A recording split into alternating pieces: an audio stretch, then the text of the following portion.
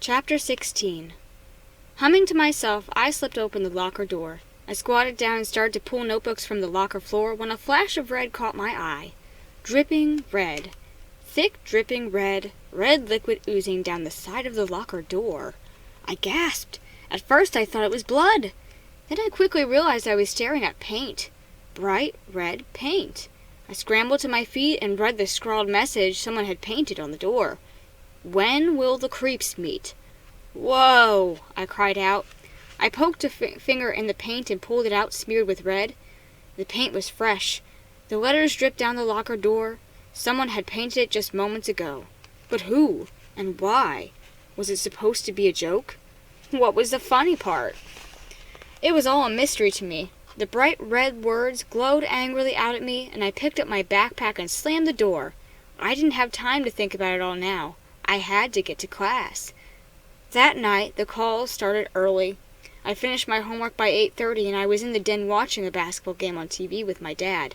The phone rang, and Dad picked up the cordless phone from the table beside him. He muttered a few words and then shoved the phone towards me. "It's for you, Ricky." I carried the phone out into the hall to get away from the noise of the basketball game. "Hello?" "This is a creep," a whispered voice replied. "When will the creeps meet?" I didn't say another word. I clicked the phone off and carried it back into the den. I tried to watch the basketball game, but the phone kept ringing. One whispered voice after another. "I'm a creep. I saw your messages. Are we ready to plant the seeds? I'm a creep. When are we meeting?" This isn't funny, I thought. This is too strange to be funny. Chapter 17. As soon as school let out the next day, I ran to my locker. I stuffed the books I needed for homework into my backpack, pulled on my blue parka, and ran out to the playground to meet Iris. Was I a little pumped up? You guessed it. I couldn't wait to take Iris shopping for baking supplies. I'll help her carry it all back to her house, I told myself, and then maybe she'll ask me to help her bake things for the bake sale. Iris and I will work together. No girl had ever wanted to work together with me.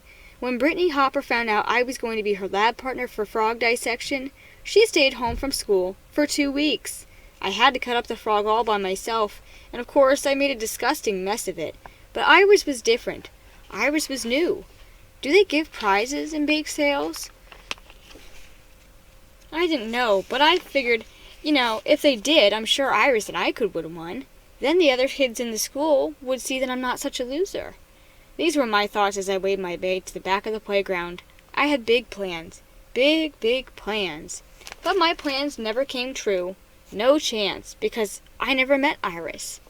I turned to the school to look for her, and Wart, David, Jared, and Brenda jumped for me from behind. "Hey, let go!" I cried. I tried to squirm free, but they swarmed me over and dragged me off to the playground. "Let go! What are you doing? Give me a break!" I screamed. I twisted and kicked, but I wasn't strong enough to break free. They dragged me into the woods, across from the playground. My sneakers scraped and slid over the carpet of wet, dead leaves. They pulled me between the bare trees, trembling in the soft afternoon breeze. A scrawny squirrel scampered in front of us, searching the wintry ground for food. "What are you going to do?" I cried. "Let me go. I mean it." They ignored my cries and dragged me through a clump of tall white weeds. "This way," David muttered. He guided us to the line of high evergreen shrubs. Clumps of gray snow clung to the limbs of the shrubs. Behind the evergreens we were completely hidden from the street, and with a hard tug I pulled free. Actually, I think they let me pull free. I spun around, my eyes searching for the best way to escape. It wouldn't be easy. The snow-covered evergreen shrubs surrounded us on all 4 sides. Wart and his friends stood tensely around me, and they stared at me as if waiting for me to speak. "Why did you drag me here?" I demanded. I tried to sound calm, but my voice cracked. "What are you going to do to me?" Their voices remained blank, stern and serious. They didn't even laugh when my voice cracked. Finally, Wart broke the tense silence. "We wouldn't harm you, Commander," he said. I was sure I hadn't heard him correctly. "Excuse me?" I cried. "We are the creeps," Wart continued. My mouth dropped open. "So you're the ones who have been calling me and sending me messages." All 4 of them nodded solemnly.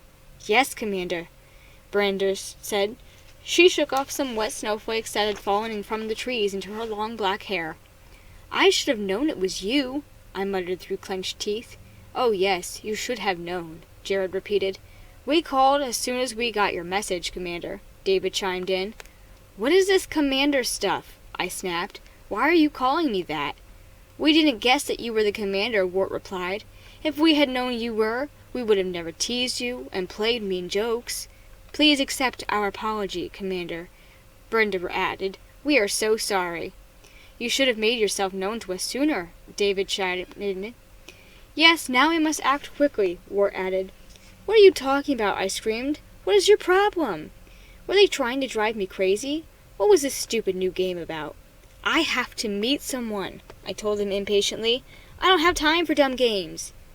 Some kids in my school were into fantasy games. They spent hours and hours role-playing characters in different fantasy worlds, you know, with dragons and elves and things.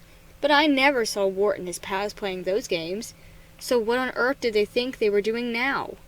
I knew it was all a stupid joke. It had to be a joke. So why weren't they laughing? Why did they appear so grim? Brenda trained her round dark eyes on me. You no longer have to pretend, she said. Now that we know you are the commander, we must act quickly. We have so little time, Wart said. His eyes also locked on mine. It is urgent, David added. That is why we have been calling you, to meet as soon as possible. I saw the squirrel poking its head out from behind the evergreen shrub on the end. I wondered if I made a run for it. Could I escape? Commander, we cannot understand why you have been delaying, Brenda said. Guys, this isn't funny, I started. They nodded solemnly. We know, Jared said softly. We have so little time to complete our mission. Mission? Had they totally lost it? How long had it taken them to dream up this little dumb joke? Did they really think I would buy it? What is the point of all of this? I demanded. The identity seeds will grow stale in 1 week, Brenda said. We have so little time to plant them, David added fretfully. So little time to turn everyone in the school into creeps. Seeds? Plant seeds? I laughed. What else could I do? I laughed in their faces. Am I going crazy? Or are you? I asked. If we do not plant the seeds in time, Wart started, but his voice trailed off before he finished his sentence. Brenda picked up where Wart left off. If we fail to plant the identity seeds, she said, keeping her eyes on me, our mission will fail. Wart placed a hand on my shoulder and gazed at me solemnly. And of course, Commander, you know what will happen to you if the mission fails. He made a slicing motion across his throat. A heavy silence fell over the woods. A bursting wind shook snow off the evergreens, and suddenly I felt cold all over. Brenda reached into her backpack, and she pulled out a queer plastic bag to raise it towards me. I have the identity seeds with me, Commander, she announced. I studied the seeds inside the bag. They looked exactly like chocolate chips. As you know, Commander, every student must eat a seed, Wart said. It takes only one seed to turn a human into a creep. The creeps must rule, Jared declared loudly. Humans are the past, Brenda cried, raising the bag of seeds high. Creeps are the future. All 4 of them cheered, and as they cheered, they began to change into monsters. Chapter 18. Creeps rule! Creeps rule! They chanted. I stared in horror as their faces twisted and their bodies began to transform. Bumps popped out all over their heads. Bumps about the size of quarters rose up on their arms and hands. Their skin began to darken. In seconds they were all bright purple. The big purple bumps trembled and shook on their skin. Their faces stretched. Their hair disappeared into purple skulls, and their eyes sank into their flat purple heads. Long, ropey tongues flicked from between jagged rows of teeth, and bumpy purple tongues glistening as they whipped them from side to side. I stared at them, unable to move, unable to run, unable to take my eyes off the 4 creatures. Bumpy lizard creatures. Creeps. They grunted and wheezed. Their eyes rolled wetly, their long snouts dripped, and their lizardly jaws snapped open and shut. No! I cried out as Wart sprang at me. I thought he was attacking. But he scrambled past me and grabbed the scrawny squirrel between both purple hands. Instantly his jaws flew open and he stuffed the squirrel inside. He swallowed it without chewing. The furry tail slid down last. His bumpy tongue licked his wet lips. Sorry, there wasn't enough to share, he grinned at the others. How was it? Brenda hissed. A little dry, Wart replied. I don't like them with the skin on, Jared chimed in. For some reason that made them all laugh. Ugly, dry laughs that sounded like choking. All four of them flicked out their long, bumpy tongues and slapped each other's tongues as if slapping high fives. I took a deep breath. My legs felt so weak I thought I might fall to the ground.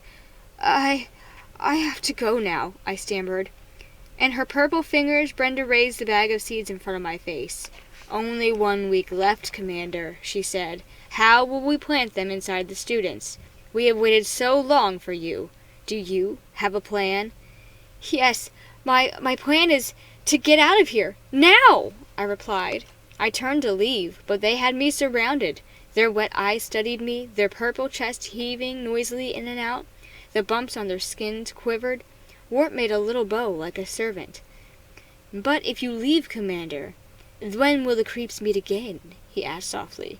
We must meet again soon. We must make a plan, David added solemnly. Before the week is out, every student in Harding Middle School must eat an identity seed, Brenda declared. The others nodded. The creeps will rule, Wart said softly. The student humans will all become creeps. Their tongues flicked out again and slapped each other in a high-five tongue five. I've got to get away from them now, I told myself. I've got to report them. I've got to tell someone at the school who they are and what they're planning to do. But how?